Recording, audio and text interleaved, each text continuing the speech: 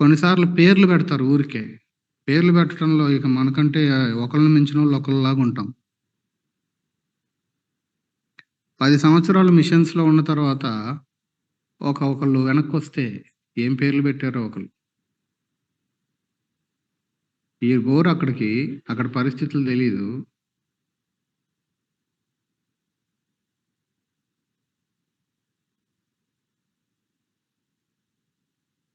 Twenty years మిషన్స్‌లో ఉన్న తర్వాత ఒక 1 ఇయర్ కొంచెం బ్రేక్ తీసుకుందాం అనుకుంటున్నాను. లాస్ట్ వీక్‌లో ఒక మిషనరీ కలిసినప్పుడు ఆయన చెప్తా ఉన్నాడు. ఇంకొకాయన గుంటూరు నుంచి వేరే ప్రాంతానికి మిషనరీగా వెళ్తే, వాళ్ళ ఫాదర్‌కేదో సీరియస్ అయింది. హాస్పిటల్ ఐసీయూలో అడ్మిట్ అయితే చూడ్డానికి వెనక్కొస్తే, ఆ రోజుల్లో విలియం కేరీ వచ్చాడు. వెనక్కి పోలేదు. ఇక్కడే చచ్చిపోయాడు. నువ్వేమో పోయావు మిషనరీగా మళ్ళొచ్చావు వెనక్కి. అసలేమన్నా సంబంధం ఉందా దానికి? తలకాయ వండి మాట్లాడతారో లేదో నాకర్థం కాల. ఆయన నాతో చెప్పుకొని బాధపడ్డాడు. అన్నా ఇట్లా అన్నారు. ఆ రోజుల్లో ట్రాన్స్‌పోర్టేషన్ అంటే ఒక 8 నెలలు లేదా ఒక 1 ఇయర్ నెలలు నెలలు పట్టేది ఆ ఓడ ప్రయాణాలు. ఈ రోజుల్లో ఏముంది? అఫోర్డ్ చేయగలిగితే ఫ్లైట్ ఎక్కితే ఒక డే గూడా పట్టదు. వస్తారు వాళ్ళతో స్పెండ్ చేస్తారు. మోరల్ సపోర్ట్ ఉంటది. ఒక రోజో, 2 రోజులు స్పెండ్ చేసి మళ్ళీ ఎళ్ళిపోతారు.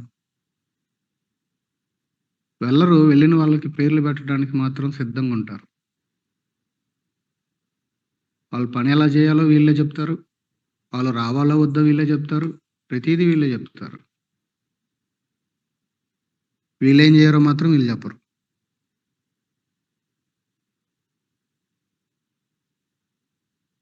సో, వీళ్ళ యొక్క అవిశ్వాసం వలన ఈళ్ళు ఒకవైపు ఆశీర్వాదాలు నష్టపోతున్నారు. ఒకవైపు ల్యాండ్ యొక్క స్ట్రెంగ్త్, వాళ్ళ యొక్క సేవకుల యొక్క స్ట్రెంగ్త్, లేకపోతే ఆ ఫార్మ్ యానిమల్స్ ఏవైతే ఉన్నాయో జంతువుల యొక్క స్ట్రెంగ్త్ అవి ఇంకా ఇంకా క్షీణించిపోతా ఉన్నాయి.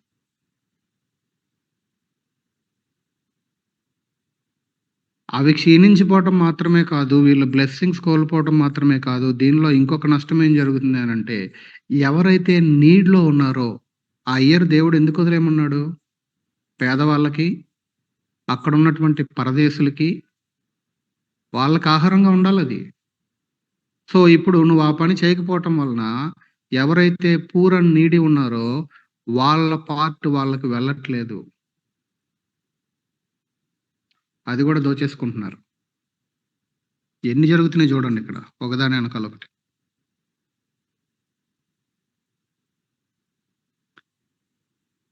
సో, దేవుడు చెప్పినటువంటి మొదటి విషయం ఈ 25వ అధ్యాయంలో rest for the land. Sabbath year.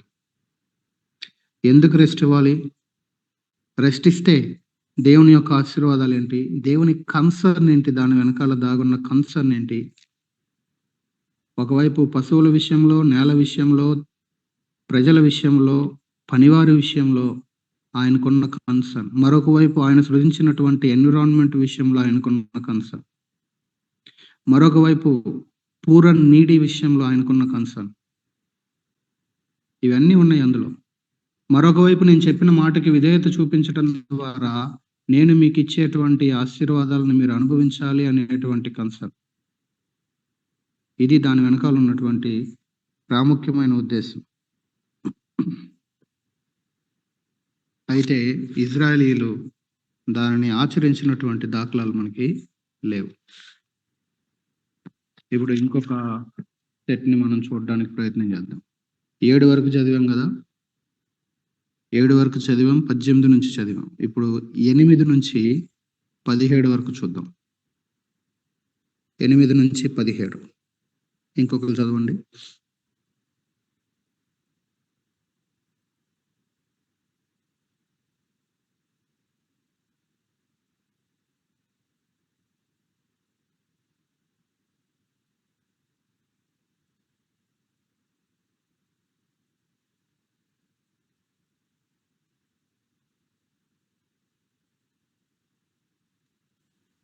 మరియు చదవండి. 7 విశ్రాంతి సంవత్సరములను అనగా 7 ఏండ్లు గల సంవత్సరములను లెక్కింపవలెను. ఆ 7 విశ్రాంతి సంవత్సర కాలంలో 49 సంవత్సరములగును. 7వ నెల 10వ నాడు మీ స్వదేశమంతటా శృంగనాదం చేయవలెను. ప్రాయశ్చిత్తార్థ దినము మీ దేశమంతటా ఆ శృంగనాదము చేయవలెను. మీరు ఆ సంవత్సరమును అనగా 50వ సంవత్సరమును పరిశుద్ధపరిచి మీ దేశవాసులందరికీ విడుదల కలిగినదని చాటింపవలెను. అది మీకు సునాదముగా నుండును. అప్పుడు మీలో ప్రతివాడు తన స్వాస్థ్యమును తిరిగి పొందవలెను. ప్రతివాడు తన కుటుంబమునకు తిరిగి రావలెను. ఆ సంవత్సరము అనగా 50వ సంవత్సరము మీకు సునాద కాలము. అందులో మీరు విత్తకూడదు, కారు పంటను కోయకూడదు, శుద్ధిపరచని నీ ఫలవృక్షముల పండ్లను ఏరుకొనకూడదు. అది సునాద కాలము. అది మీకు పరిశుద్ధమగును. పొలములో దానంతటా అదే పండిన పంటను మీరు తినెదరు. ఆ సునాద సంవత్సరమున మీలో ప్రతివాడు తన స్వాస్థ్యమును మరలా పొందవలెను. నీవు నీ పొరుగువానికి వెలకు ఇచ్చిన దేని విషయంలో కానీ, నీ పొరుగువాని దగ్గర నీవు కొనిన దేని విషయంలో గాని మీరు ఒకరినొకరు బాధింపకూడదు. సునాద సంవత్సరం అయిన తర్వాత గడిచిన ఏండ్లు లెక్క చొప్పున నీ పొరుగువాని వద్ద నీవు దానిని కొనవలెను. పంటల లెక్క చొప్పున అతడు నీకు దానిని అమ్మవలెను. ఆ సంవత్సరముల లెక్క హెచ్చిన కొలది దాని వెల హెచ్చింపవలెను. ఆ సంవత్సరముల లెక్క తగ్గిన కొలది దాని వెల తగ్గింపవలెను. ఏలి అనగా పంట లెక్క చొప్పున అతడు దాన్ని నీకు అమ్మును గదా. మీరు ఒకరినొకరు బాధింపక నీ దేవునికి భయపడవలెను. నేను మీ దేవుడినైన యెహోవాను. 23, 24 కూడా చదవండి.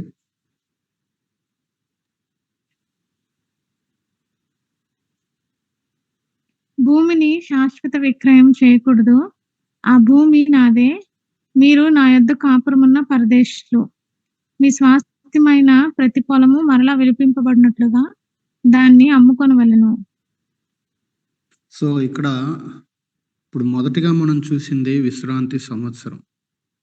ఎవ్రీ 6 ఇయర్స్ 7 ఇయర్స్కి ఒకసారి, 6 సంవత్సరాల తర్వాత 7వ సంవత్సరం.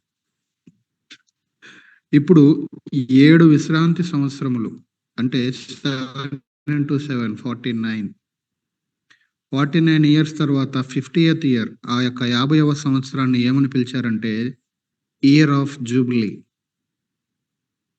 ఇయర్ ఆఫ్ జూబ్లీ, సునాదము అని తెలుగు బైబిల్లో చూస్తాము 10వ వచనంలో. కింద జూబ్లీ అనే మాటను చూస్తాం. సో మనము కొన్ని యానివర్సరీస్ జరిగినప్పుడు కూడా ఈ జూబ్లీలు రాస్తారు. సిల్వర్ జూబ్లీ అని, గోల్డెన్ జూబ్లీ అని. Jubilee 50 years. ఈ 50th ఇయర్ అనేది ఎలాగైతే విశ్రాంతి దినములు 7 విశ్రాంతి దినముల తర్వాత 49 రోజుల తర్వాత 50వ రోజు అనేది అక్కడ ఎలాగ ప్రాముఖ్యమైనదిగా మునుపు చూసామో, అదేవిధంగా ఇక్కడ 7 విశ్రాంతి సంవత్సరముల తర్వాత వస్తున్న నెక్స్ట్ విశ్రాంతి సంవత్సరము ఇయర్ ఆఫ్ జూబ్లీగా ఇక్కడ మనం చూస్తున్నాం. ఇది చాలా ప్రాముఖ్యమైనది. 16వ అధ్యాయంలో ఆ మహాప్రాయశ్చిత్త దినం అనేది ఎంత ఇంపార్టెంటో ఇయర్ ఆఫ్ జూబ్లీ అనేది కూడా అంతే ఇంపార్టెంట్, ప్రాముఖ్యమైనవి ఇవి. దానిని సునాద కాలము అని అన్నాడు. సునాదము. ఈ 8 నుంచి 17 వచనాలలో మనం చదివిన వచనాలలో జూబ్లీ అనే మాట 5 సార్లు మనకు కనిపిస్తుంది. సునాదము అనే మాట.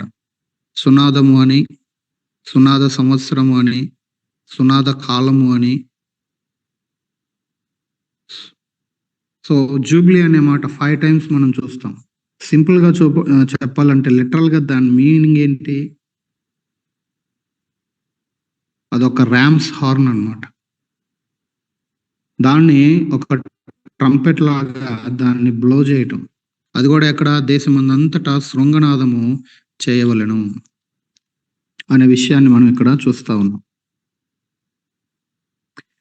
సో ప్రతి న్యూ బిగినింగ్ కూడా వీళ్ళు ఆ ట్రంపెట్ పట్టుకొని దానిని గట్టిగా ఊది, ఆ first day 7th month first day, ఇంతకుముందు మనం ఇది చదివాం. 7వ నెల మొదటి రోజు వీళ్ళు ఎలాగైతే ఈ ట్రంపెట్ ని ఊది గట్టిగా స్టార్ట్ చేస్తారో, 10 రోజుల తర్వాత 7వ నెల మొదటి రోజు ఈ పని చేశాక 7వ నెల 10వ రోజు వాళ్ళు ఎలాగైతే దీనిని సెలబ్రేట్ చేశారో డే ఆఫ్ అటోన్మెంట్‌గా, ఇవన్నీ ముందు మనం చూసినవే. అక్కడ ఫాస్టింగు, రిపెంటెన్సు, ఆఫరింగు, సాక్రిఫైజెస్ ఇవ్వటము ఇవన్నీ. ఇక్కడ జూబ్లీ గూడా అట్లాంటిదే, ఒక న్యూ బిగినింగ్. ఈ ఇయర్ ఆఫ్ జూబ్లీ అనేది దేన్ని గుర్తు చేస్తా ఉందంటే, it's all about a new beginning. ఒక కొత్త ప్రారంభం.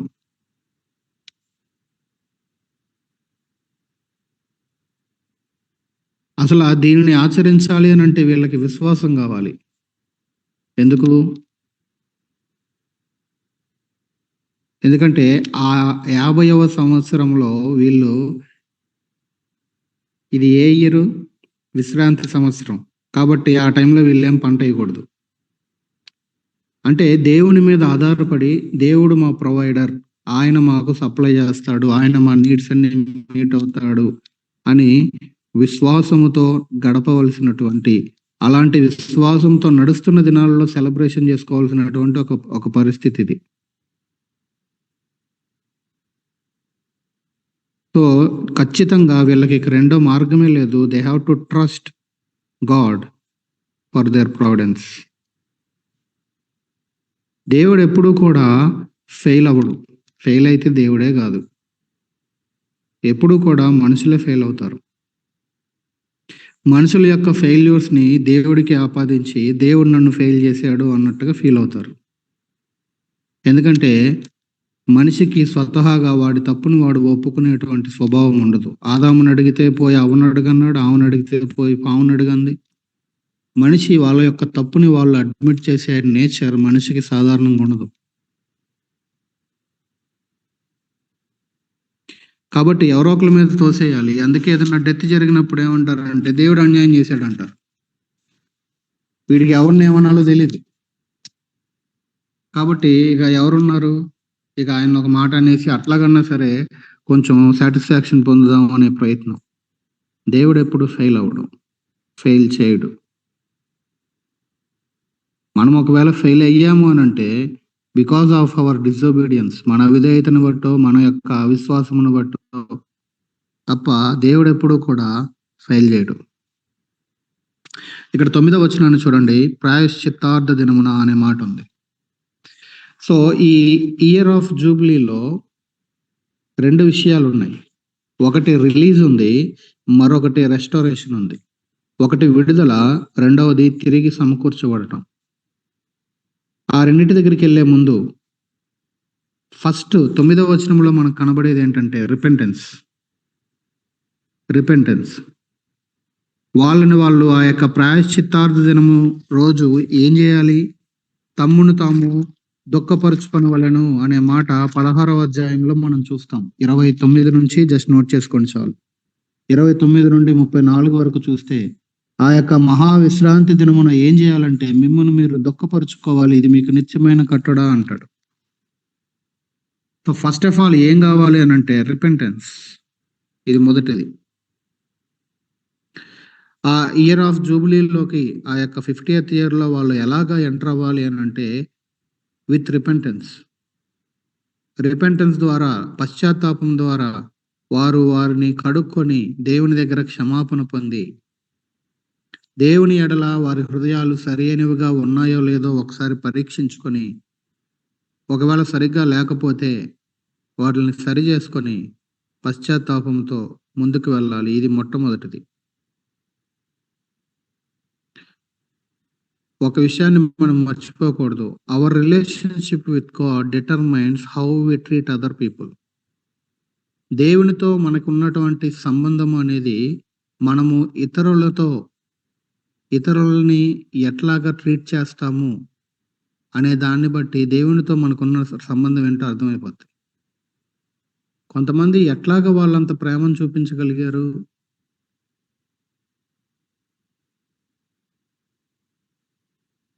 గ్రాహం స్టెయిన్స్ లాంటోళ్ళు ఈరోజు మరి ఏంటో చాలా మంది స్టేటస్ పెట్టారు. ఆయన చనిపోయిన రోజో ఏంటో మరి తెలీదు గానీ,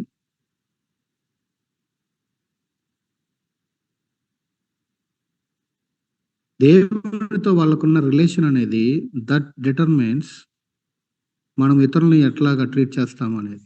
ఇది వెరీ వెరీ ఇంపార్టెంట్. ఇతరులతో మన వ్యవహార శైలి అనేది దేవునితో మనకున్న రిలేషన్‌ని చూపిస్తా ఉంటది. దేవునితో రిలేషన్ సరిగ్గా ఉన్నప్పుడు ఇతరులతో వ్యవహారము చక్కగా ఉంటది.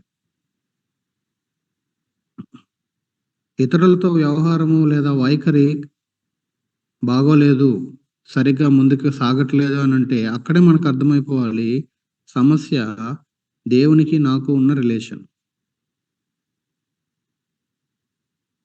సో 9వ వచనము రిపెంటెన్స్ గురించి మాట్లాడుతున్నాడు. ఈ జూబ్లీ ఇయర్‌లో ఏం జరగాలి? రిపెంటెన్స్ అనేది ఒకటుంది.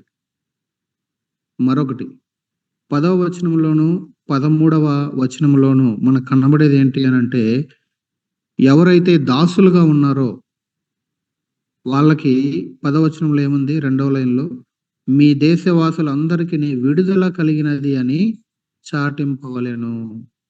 అప్పుడు ప్రతివాడు తన స్వాస్థ్యమును తిరిగి పొందవలెను. ప్రతివాడు తన కుటుంబమునకు తిరిగి రావలెను. 13వ వచనం. ఆ సునాద సంవత్సరమున మీలో ప్రతివాడు తన స్వాస్థ్యమును మరలా పొందవలెను. ఇంతకీ ఏం జరుగుతుంది ఇయర్ ఆఫ్ జూబిలీలో? 2 రెస్టోరేషన్‌లు జరుగుతున్నాయి. ఒకవేళ వాడు పనివాడైనట్లయితే, ఎవరి దగ్గరైనా బానిసగా, దాసుడుగా ఉన్నట్లయితే వాడికి విడుదల. వాడు మళ్ళీ వాడి ఫ్యామిలీ దగ్గరకొచ్చేస్తున్నాడు. మరొకటి, ఎవరైనా సరే వాళ్ళ దగ్గర ఏదో కారణాన్ని బట్టి, వాళ్ళకున్న నీడ్స్‌ని బట్టి ఎవరైనా సరే వాళ్ళ యొక్క భూమిని అమ్మినట్లయితే, ఇప్పుడు మరలా వారి స్వాస్థ్యము, వాళ్ళ ల్యాండ్ మళ్ళీ వాళ్ళకొచ్చేస్తుంది వెనక్కి. అబ్బా! ఇదేదో భలే ఉందే! అప్పుడేమో అమ్మేసి వాడేసుకున్నాము. ఇప్పుడేమో మళ్ళీ 50 సంవత్సరం రాంగానే భూమి మళ్ళొచ్చేసింది. భలే ఉందే! ఈ రూల్ ఏదో మనకొస్తే బాగుంటది అనుకుంటున్నారా?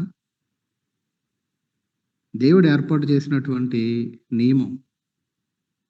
అందుకే ఆయన ఏం చెప్పాడు? 23వ వచనం ఎందుకు చదివాం? భూమిని శాశ్వత విక్రయం చేయకూడదు. ఆ భూమి నాదే. నాది నేను మీకిచ్చాను. కాబట్టి మీరు నా యొద్ద కాపురమున్న పరదేశులు. మీ స్వాస్థ్యమైన ప్రతి పొలము మరలా విడిపింపబడినట్లుగా, అంటే శాశ్వత విక్రయం చేయట్లా. ఎలాంటి విక్రయం జరుగుతుందంట? జాగ్రత్తగా గమనించండి. ఎలాంటి విక్రయం జరుగుతుంది? ఏ లెక్క చొప్పున విక్రయం జరుగుతుంది? 14, 15 వచనాల్లో రాశాడు ఆ మాట. ఏ ఏ పద్ధతి ప్రకారం విక్రయాలు జరగాలి?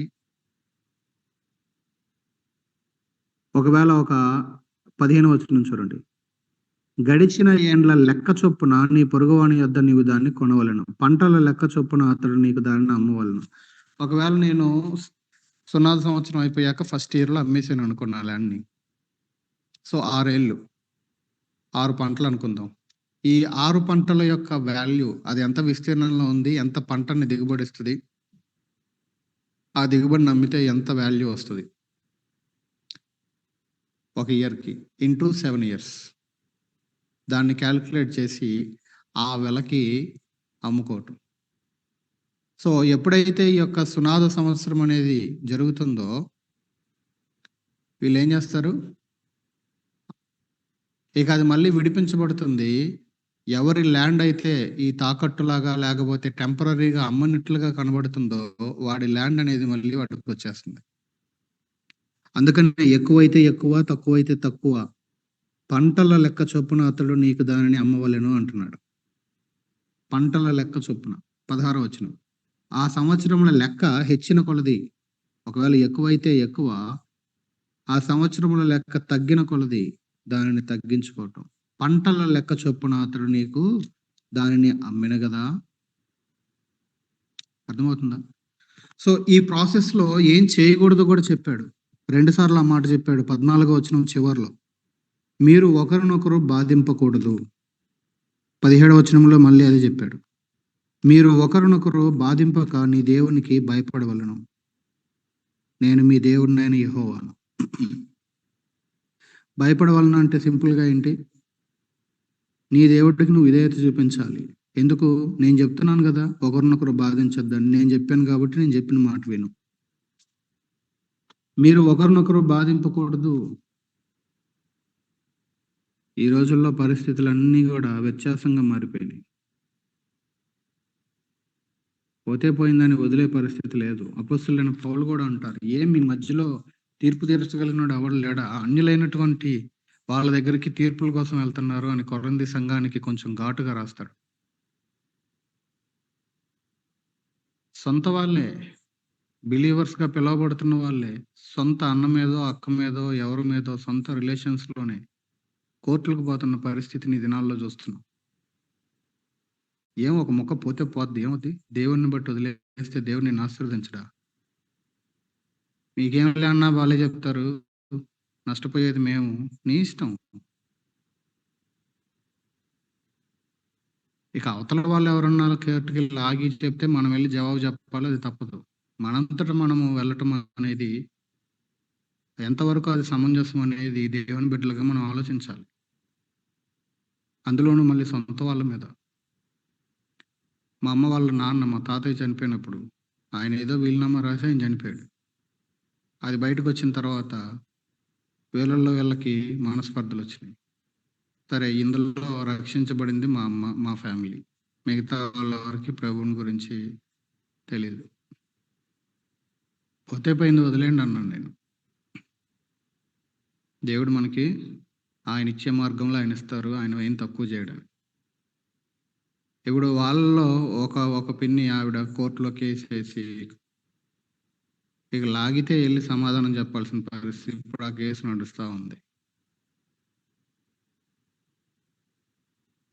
అన్యాయంగా ఆయన రాసిన బిల్లు వేరు, ఒక తప్పుడు వీలునామా ఒకటి సృష్టించి వేరే అడ్వకేట్ ద్వారా ఇదే ఒరిజినల్, అది డూప్లికేట్ అని, అది ఎలాగో పోయే కేసు అనుకోండి.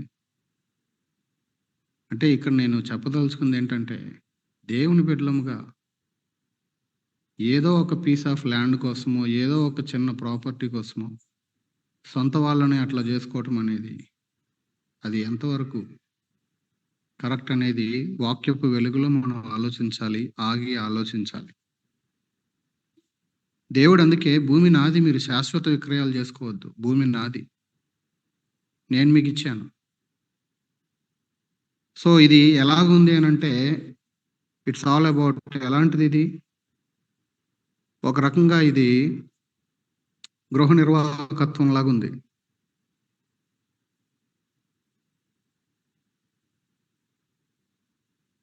గృహ నిర్వాహకత్వం ఏమంటారు దాన్ని? మనం ఏ మాట పిలుస్తున్నాం కదా, స్టివార్డ్షిప్ అని. స్టివార్డ్షిప్. స్టివార్డ్స్, వీఆర్ స్టివార్డ్స్. పాల్ కొరింథీ పత్రికలో ఇదే రాస్తాడు. మనము దేవునికి గృహ నిర్వాహకులు. అది ఆయనది, ఒరిజినల్గా ఆయనది. ఆయన మనకిచ్చాడు. దాన్ని మనం జాగ్రత్తగా ఒక స్టివార్డ్ లాగా, మంచి గృహ నిర్వాహకుడు లాగా దాన్ని నిర్వహించాలి. మళ్ళీ ఆయన దానికి అప్పగించేయాలి. మనం అనుకుంటాం అకౌంట్లో మనీ పడగానే, ఓ నా డబ్బులు, నా జీతం. అవి దేవుడిది, మర్చిపోకూడదు. ఆయన నీకు ఇచ్చాడు మేనేజ్ చేయడానికి. మేనేజ్ చేసుకుంటాం, మళ్ళీ అప్పగించేస్తాం, అయిపోయింది. టైం ఆయనది, లైఫ్ ఆయనది. So we are only stewards, we are not owners అనే వైఖరిని మనం ప్రతిరోజు మన మనస్సుల్లో ఉంచుకోగలిగితే మన వైఖరి కొంచెం డిఫరెంట్గా ఉండి తీరుతుంది. కానీ వి బిహేవ్, మనం మాట్లాడతాం వీఆర్ స్టివార్డ్స్ అని, బట్ మన యొక్క ప్రవర్తన చూసినప్పుడు we behave like a owners. ఇదంతా నాదే అన్నట్లుగా. పాల్ ఆ స్పృహ కలిగి జీవించాడు. అందుకే ఆయన అన్నాడు, నేను గృహ నిర్వాహకుడిని. సో రిలీజ్ గురించి మాట్లాడాడు. మొదటిది రిపెంటెన్స్, పశ్చాత్తాపము, ఈ యొక్క జూబ్లీ ఇయర్లో, సునాద సంవత్సరంలో. రెండవదిగా రిలీజ్. ఒకటికి ల్యాండ్ రిలీజు, రెండవ రిలీజ్ ఏం చూసాము? బానిసలుగా ఉన్నటువంటి వాళ్ళకు కూడా రిలీజ్. ఇక వాడు మళ్ళీ బానిసగా ఉండటానికి వీల్లేదు, వాడు ఫ్రీ అయిపోతున్నాడు. సో ఒకవైపు వ్యక్తులు ఫ్రీ అవుతున్నారు, ఒకవైపు ఇప్పటిదాకా ఎవరిదో ల్యాండ్ ఎవరి దగ్గర ఉండింది, ఇప్పుడు వాళ్ళ ల్యాండ్లు వాళ్ళకి మళ్ళీ వెనక్కి వెళ్ళిపోతా ఉన్నాయి. సో మీరు గూగుల్ చేయగలిగిన వాళ్ళు లిబర్టీ బెల్ అని టైప్ చేసి చూడండి, యుఎస్లో జరుగుతుంది అది. Liberty bell. సో ఇండిపెండెన్స్ హాల్లో ఆ యొక్క ఫిలదెల్ఫియాలో హ్యాంగ్ చేసినటువంటి విషయము, అది ఎందుకు స్టార్ట్ అయింది, దాని చరిత్ర ఏంటో ఒకసారి గూగుల్ చేసి చూడండి తర్వాత. అది దేన్ని బేస్ చేసుకొని వచ్చిందనంటే, ఈ కాంటెక్స్ట్‌ని, ఈ ప్యాసేజ్‌ని బేస్ చేసుకొని వాళ్ళు ప్రాక్టికల్‌గా ఇంప్లిమెంట్ చేశారు దాన్ని.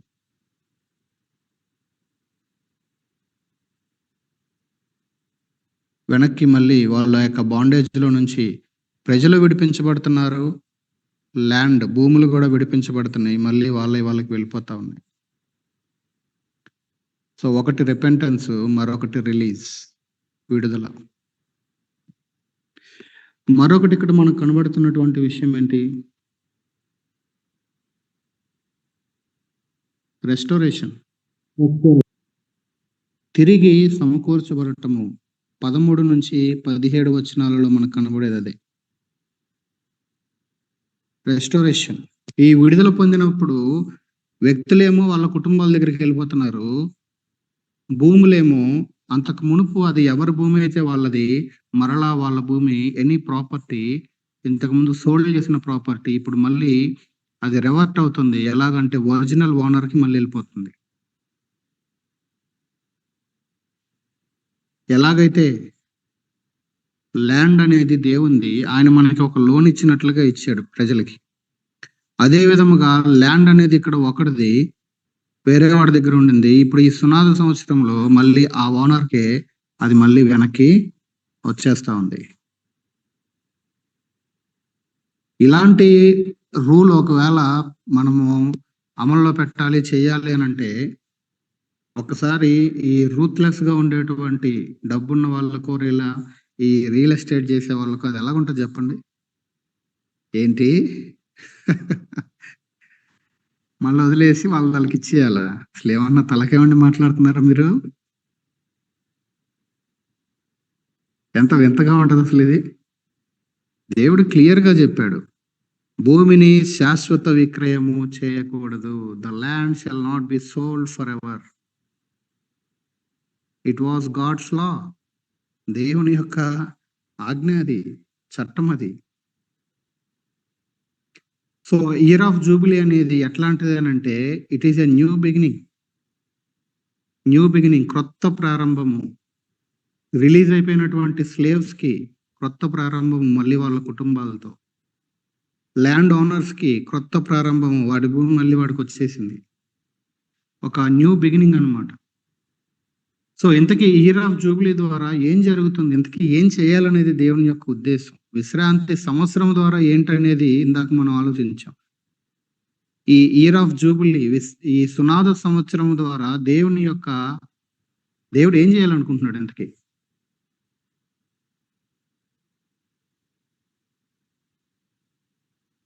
చెప్పండి, ఏమర్థమైంది ఇక్కడ? ఈ విధముగా విడిపించటము, ఎవరి ఇళ్ళకు వాళ్ళు వెళ్ళిపోవటము, ఎవరి ల్యాండ్‌లో వాళ్ళకి వెనక్కి వచ్చేయటము. తద్వారా దేవుడు ఇక్కడ ఈ సునాద సంవత్సరం ద్వారా ఆయన చేయని ఉద్దేశించింది ఏంటి?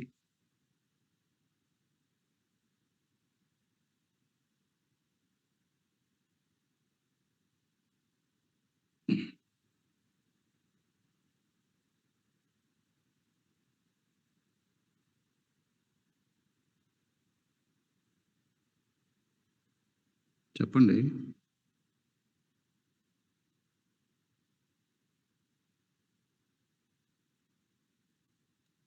అప్పటి వరకు ఎవరైతే ఆయా బాండేజెస్‌లో ఉన్నారో వాళ్ళందరికీ కూడా రెస్ట్ అన్న. ఓకే. రెస్ట్. ఇంకా?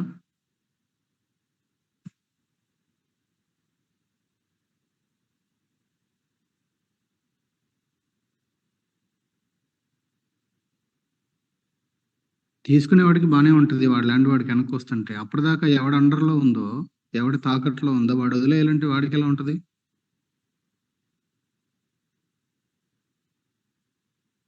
సో, దేవుడిక్కడ చేయనుద్దేశించినటువంటి కార్యం ఏంటి? పావర్టీ గాని, ఇనీక్వాలిటీ గాని ఉండకూడదు. ప్రతి వాడికి వాడి భూమి వెళ్ళిపోయింది. ఇప్పుడు ఇనీక్వాలిటీ ఏదిక? పావర్టీ లేదిక. దాసులందరూ విడుదల పొంది వాళ్ళ గృహాలకి, వాళ్ళ కుటుంబాల దగ్గరికి వాళ్ళు వెళ్ళిపోయారు. ఇప్పుడు దాసుడని, యజమానని ఏముంది ఇంకా? సో, పావర్టీ, ఇనీక్వాలిటీని లేకుండా చేయటం అనేది దేవుని యొక్క ఒక ఉద్దేశం. అందుకే ఆయన 2 సార్లు ఆ మాటని చెప్పాడు. ఏంటది? The people were not to oppress one another అన్నాడు ఇంగ్లీష్ బైబిల్లో. ఒకరినొకరు బాధింపక అన్నాడు. అది తెలుగులో అంత ఈ తొందరగా కన్వే అవుతున్నట్లేదు. అప్రెస్ చేయడం అంటే ఏంటి? అప్రెస్ అంటే ఏంటి? అణిచివేయకూడదు. ఒకరినొకరు అణిచివేసుకునే ధోరణి ఉండటానికి వీల్లేదు. Don't oppress one another. నువ్వు గొప్ప, నేను తక్కువ, నేను పెద్ద, నువ్వు చిన్న అనేటువంటి వైఖరి లేకుండా ఆ ఈక్వాలిటీని తీసుకొని రావటం. పావర్టీ అండ్ ఈక్వాలిటీని తీసుకొని రావటం. మరొక వైపు ఎవరైతే అప్పటిదాకా వాళ్ళ కింద ఉన్న దాసుల్ని వదిలేస్తున్నారో, ఎవరైతే అప్పటిదాకా వాళ్ళ కింద ఉన్నటువంటి ల్యాండ్ని పాత ల్యాండ్ ఓనర్కి వదిలేస్తున్నారో, వాళ్ళకి ఏంటింతకి వాళ్ళు దేవుని యొక్క మాటకి ఒబే అవ్వటం, విధేయత చూపించటం. దేవుని మాటను బట్టే వదిలేదు, లేకపోతే వదిలే రకం ఎవరైనా. దేవుని మాటను బట్టే కదా మళ్ళీ ల్యాండ్ వాళ్ళకి ఇచ్చేయటం, లేకపోతే వదిలేస్తారు ఎవరైనా అంత ఈజీగా.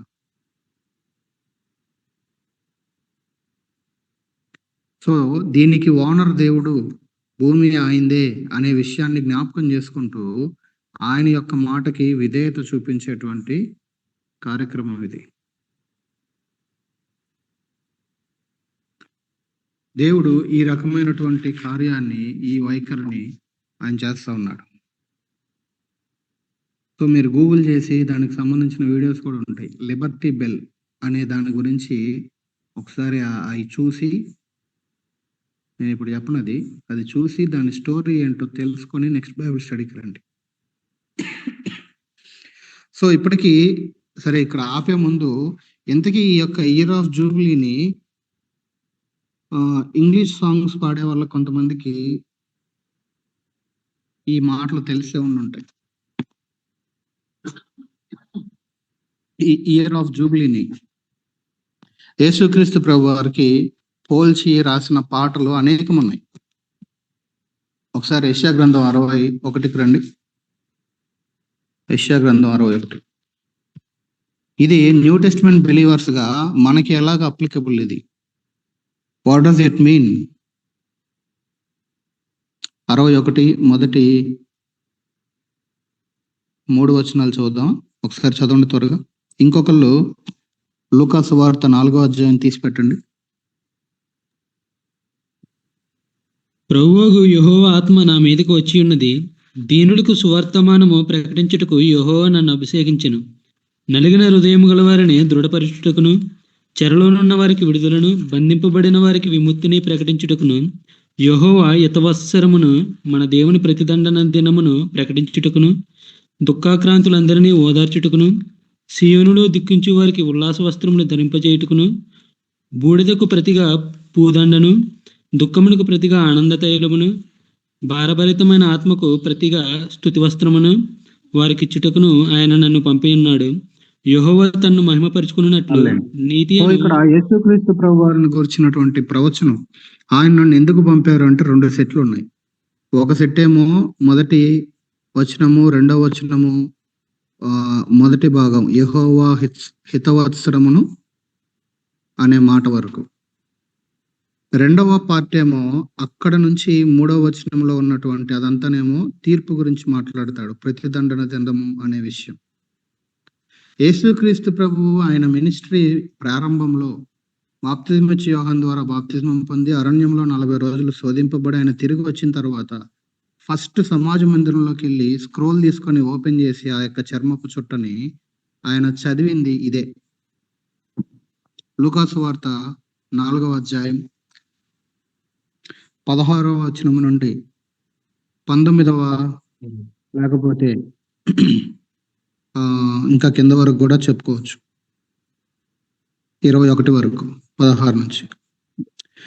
సో ఇదే మాట చదివి ఆయన ఎక్కడికి దీన్ని కన్క్లూడ్ చేస్తారు అని అంటే, ప్రభు హితవత్సరమును ప్రకటించుటకును ఆయన నన్ను పంపాడు అని అక్కడ ఆపేశారు. ప్రభు ఆపేసి ఏమన్నారంటే, నేడు మీ వినికిడిలో ఈ లేఖనము నెరవేరిందని కూడా చెప్పేశారు. ఇక్కడ 61వ అధ్యాయంలో 2 పార్ట్లు ఉన్నాయి. ఒకటి ఆనందకరమైనటువంటి విషయం ఉంది, రక్షణ గురించి ఆ విషయాలు. మరొకటేమో తీర్పు గురించి ఉంది. కానీ ప్రభు ఇక్కడ మాట్లాడింది కేవలం రక్షణ గురించి. ఆ సెకండ్ పార్ట్ ని ఆయన టచ్ చేయాల. నేను ఎందుకు వచ్చాను? ఇందుకే వచ్చాను. ఇందుకే వచ్చాను. సో ఇయర్ ఆఫ్ జూబ్లీ ఎట్లాంటిది అని అంటే acceptable year of the lord. అది యాక్సెప్టబుల్, ఇది యాక్సెప్ట్ చేయటం. సో ఇంకొకటి ఉంది అక్కడే 61వ వచ్చిన అధ్యాయము 2వ భాగంలో ఉన్నటువంటి మాట ఏంటంటే, అది డే ఆఫ్ వెంజన్స్, ప్రతిదండన చేసే దినము లేదా తీర్పు తీర్చే దినము. దాని గురించి ఇక్కడ ప్రభువు నొక్కి చెప్పలేదు, కానీ ఆ జడ్జిమెంట్ గురించి, సాల్వేషన్ గురించి మాట్లాడారు. సో బంధింపబడిన వారికి విడుదల, బేదలకు సువార్త, గుడ్డి వారికి చూపు, నలిగిన వారికి విడుదల, ప్రభు హితవత్సరము. ఆ మాట చూడండి, ప్రభు హితవత్సరము. సో ఆ యొక్క ఇయర్ ఆఫ్ జూబ్లీ వేరెవరో కాదు. మనం 16వ అధ్యాయం చూసినప్పుడు ఆ మహాప్రాయశ్చిత్త దినం రోజు అక్కడ బలి అయినటువంటి పశువు తల మీద చేతులుంచి అరణ్యంలోనికి విడిచిపెట్టబడిన 2 పశువుల గురించి డీటెయిల్ గా చూసాం. ఎవరది? యేసుప్రభువే. ఇక్కడ ఇయర్ ఆఫ్ జూబ్లీ అంటే వేరెవరో కాదు, న్యూ టెస్టిమెంట్ బిలీవర్స్ గా యేసుక్రీస్తు ప్రభువే. ఇయర్ ఆఫ్ జూబ్లీలో ఏదైతే జరుగుతా ఉందో, బంధింపబడినటువంటి ఆ యొక్క దాసులకి విడుదల, కోల్పోయినటువంటి పోగొట్టుకున్నటువంటి ఆ భూమి మరలా వాడికి తిరిగి రావటం, ఆదాములో పోయింది మరలా తిరిగి సమకూర్చబడటం, దాసులుగా ఉన్న స్థితి నుంచి స్వతంత్రులు అవటం, బంధింపబడిన స్థితిలో నుండి విడుదల పొందటం, చూడలేని స్థితిలో నుండి చూపుని పొందటం, ఇది చేయటానికి యేసుక్రీస్తు ప్రభువారు వచ్చాను అని ఆయన క్లియర్ గా చెప్పారు. ఇక్కడ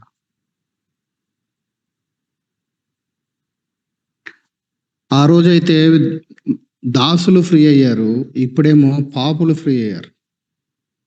అక్కడ దాసులు స్వతంత్రులు అయితే ఇక్కడ పాపులు స్వతంత్రులు అవుతున్నారు పాపము నుండి. అక్కడేమో పోగొట్టుకున్నటువంటి ల్యాండ్ వెనక్కి వస్తుంటే, ఇక్కడేమో పోగొట్టుకున్నటువంటి ఆదాములో పోగొట్టుకున్నది మరలా రెస్టోర్ అవుతా ఉంది. రెస్టోరేషన్ ఇది ఎట్లాంటిది అంటే, అందుకనే సాల్వేషన్ అనేది ఎట్లాంటిది అంటే, salvation through faith in Jesus Christ is a Jubilee experience. ఇది జూబ్లీ ఎక్స్పీరియన్స్. ఇది సునాద అనుభవం. ఇది మరలా రెస్టోరేషన్, తిరిగి సమకూర్చబడటం కానీ, యేసుక్రీస్తు ప్రభు ద్వారా ఈ విడుదలను పొందటం కానీ, ఇది సునాద అనుభవము. అది విశ్వాసము ద్వారా యేసుక్రీస్తు వలన మాత్రమే మన జీవితాల్లో సాధ్యమవుతా ఉంది. అందుకే ఈ బ్రోకెన్ అయిపోయిన, పాడైపోయినటువంటి వారిని మరలా రెస్టోర్ చేసేటువంటి పనిని యేసుక్రీస్తు ప్రభు వారు, ఆయన అదే విషయాన్ని యెషయా ప్రవచించాడు. ప్రభు దాన్ని కోట్ చేసి మాట్లాడారు. ప్రభు ఆరోహణమే వెళ్ళిపోయిన తర్వాత ఆదిమ సంఘంలో ఉన్నటువంటి వారు కూడా ఈ విషయాన్ని ప్రస్తావించారు. అపోస్తల కార్యాలు 3వ అధ్యాయం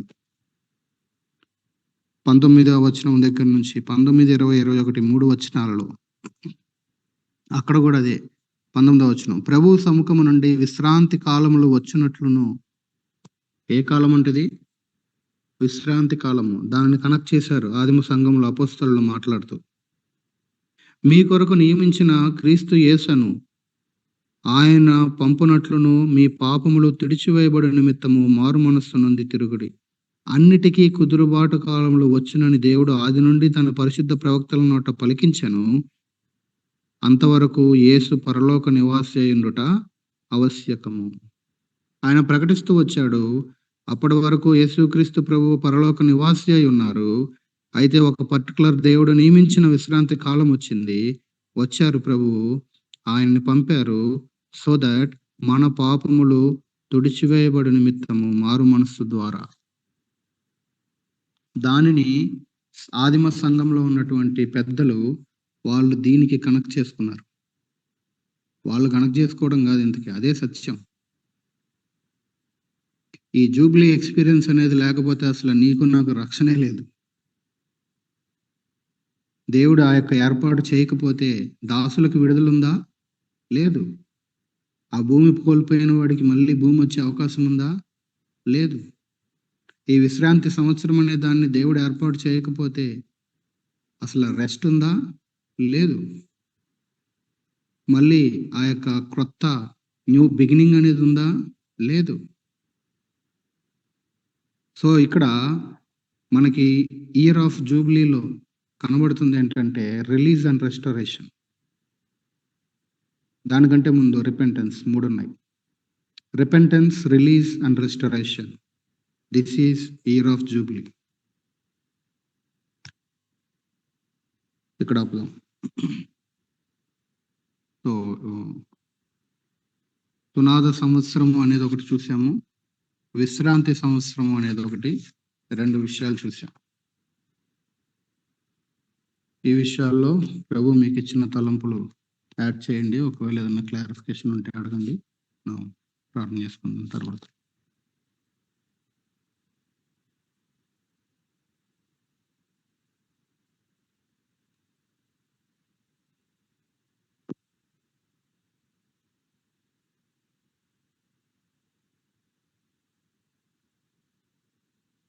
ఏమన్నా చెప్తున్నావా నారాయణ? వాయిస్ రావట్లేదు. వాయిస్ ఇప్పుడు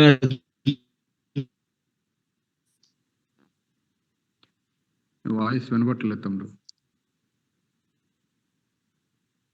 ఓకే ఓకే. ఇప్పుడు ఓకే అన్నది వినబడింది.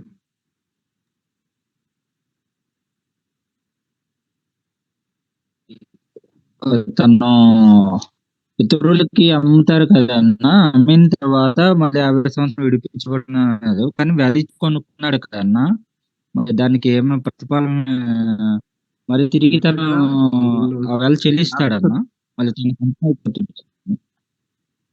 అందుకనే వీళ్ళు శాశ్వత విక్రయం చేయలేదు. ఓకే, నీ క్వశ్చన్ అర్థమైంది. వీళ్ళు శాశ్వత విక్రయం చేయలేదు. అందుకే వీళ్ళకి ఎంతైతే నీడ్ ఉందో ఆ నీడ్ ఎవరి దగ్గర ఉన్న వాళ్ళ దగ్గర వీళ్ళ ల్యాండ్ అమ్మారా అంటే ఒక రకంగా అమ్మారు, కానీ శాశ్వతంగా అమ్మలేదు. అందుకనే పంట లెక్క చొప్పున అనేది 2 వచనాల్లో మనం చూసాం.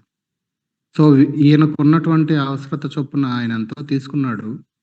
ఆయన ల్యాండ్ ఎంత ఉంది, ఆ ల్యాండ్ లో ఏం కల్టివేట్ చేశారో అది ఎంత దిగుబడి ఇచ్చింది, దాన్ని అమ్మితే సంవత్సరానికి ఎంత డబ్బు వస్తుంది ఇంటూ ఆయన తీసుకున్న డబ్బు. సో ఎన్ని ఇయర్స్ అనేది తన కింద అది ఉంటది. అందుకే ఎక్కువైతే ఎక్కువ, తక్కువైతే తక్కువ అని ఎందుకు అన్నాడు?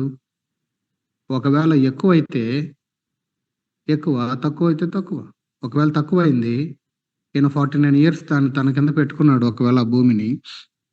ఇప్పుడు ఈ సునాద సంవత్సరం టైంలో వచ్చిన దిగుబడి కంటే కూడా, అంటే పంట ద్వారా కలిగిన ఆదాయం కంటే ఈయన ఆ ల్యాండ్ ఎవరికైతే అప్పచెప్పాడో అతని దగ్గర తీసుకున్న డబ్బు తక్కువైతే ల్యాండ్తో పాటు అది కూడా వెనక్కి చెల్లించాలి. అందుకనే పంట లెక్క చొప్పున అనేది అక్కడ క్లియర్గా రాసింది. అయితే వీళ్ళు అమ్మేటప్పుడే వీళ్ళకి క్లియర్గా ఏం తెలుసు అని అంటే ఇది శాశ్వత విక్రయము కాదు, టెంపరరీ అనేది. ఇంకా వీళ్ళు ఇక అబౌట్ టు ఎంటర్ ఆ యొక్క ప్రామిస్ ల్యాండ్లోకి. సో ఆ ప్రవేశించే ముందు దేవుడు ఇచ్చినటువంటి విధి కాబట్టి దాన్ని ప్రాక్టీస్ చేయాల్సినటువంటి విషయాన్ని దేవుడు ముందుగానే వాళ్ళకి చెప్పాడు, దాన్ని ఎలా ప్రాక్టీస్ చేయాలనేది కూడా. సో ఆల్రెడీ అర్థమైపోయినప్పుడు ఇక శాశ్వత విక్రయాలు ఉండవు. అందుకే కొన్ని గవర్నమెంట్ అట్లా ఏమంటారు, మన సైడ్ అయితే బీ ఫారం అంటారు, వాళ్ళకి పర్మనెంట్ రిజిస్ట్రేషన్లు ఏమి ఉండవు.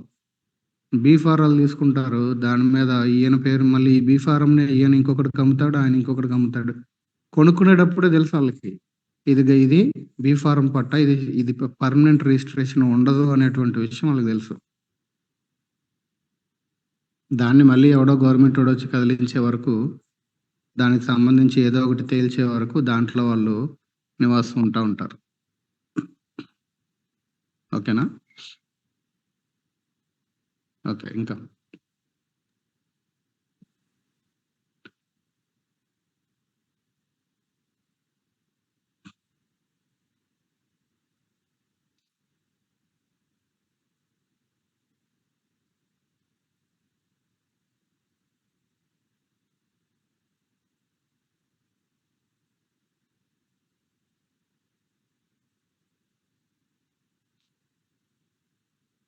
రండి త్వరగా. ఇంకేమైనా ఉన్నాయా? షేర్ చేసుకోండి, మీకు ఇచ్చిన తలంపులు కూడా యాడ్ చేయండి.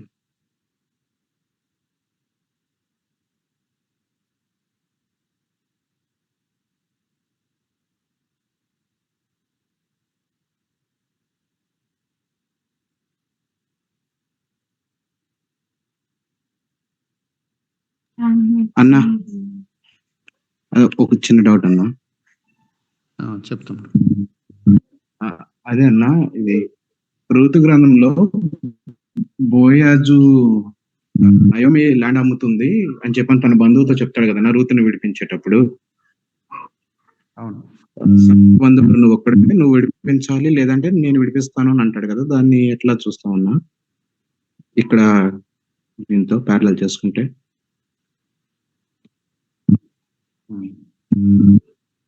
అదే సమీప బంధువు ధర్మం జరిగించడం అంటే అదే మరి.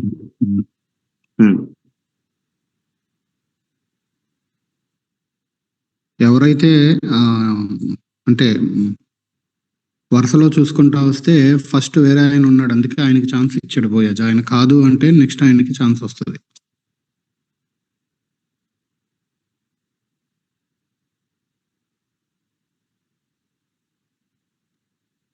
అంటే అమ్మేటప్పుడు కూడా అట్లాగే, అంటే ఫస్ట్ బంధువులకేనే చూసుకోవాలన్నా అమ్మేటప్పుడు? మరి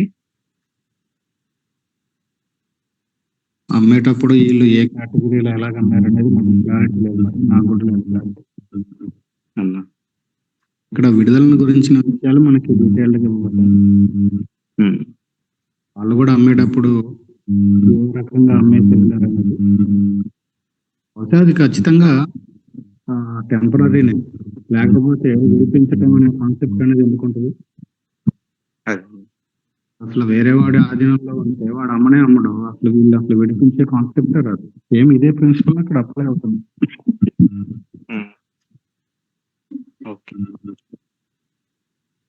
సో ఇజ్రాయెల్కి ఒకటి క్లియర్, శాశ్వతంగా విక్రయించకూడదు అనే దాని విషయంలో వాళ్ళు క్లియర్ ఉన్నారు.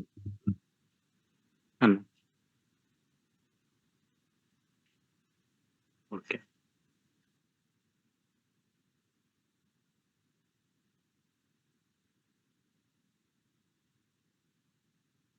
సో ఈ ప్యాసేజ్ మనకు నేర్పించే ప్రాముఖ్యమైన లెసన్ ఏంటంటే, obedience is essential for material security.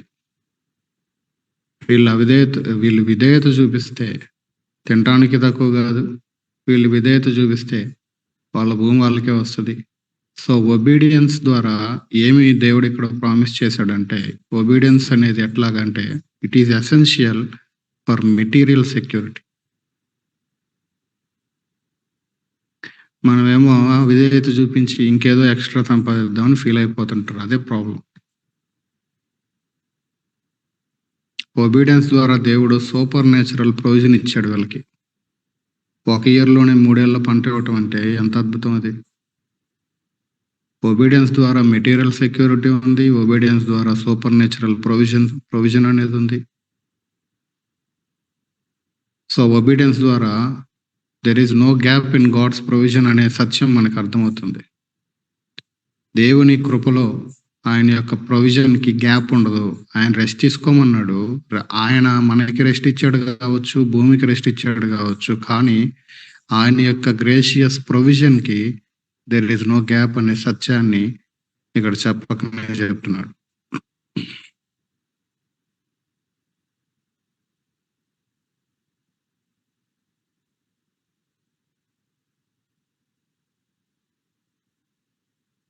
ఇంకేమైనా ఉన్నాయా?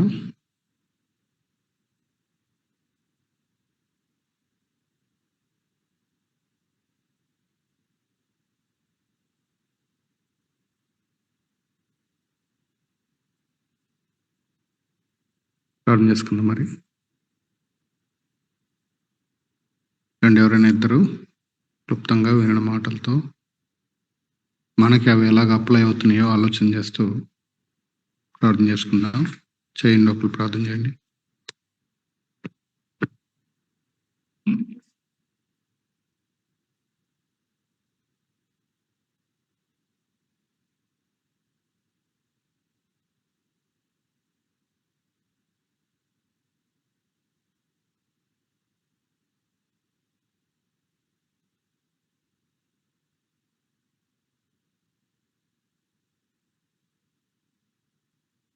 చేయండి.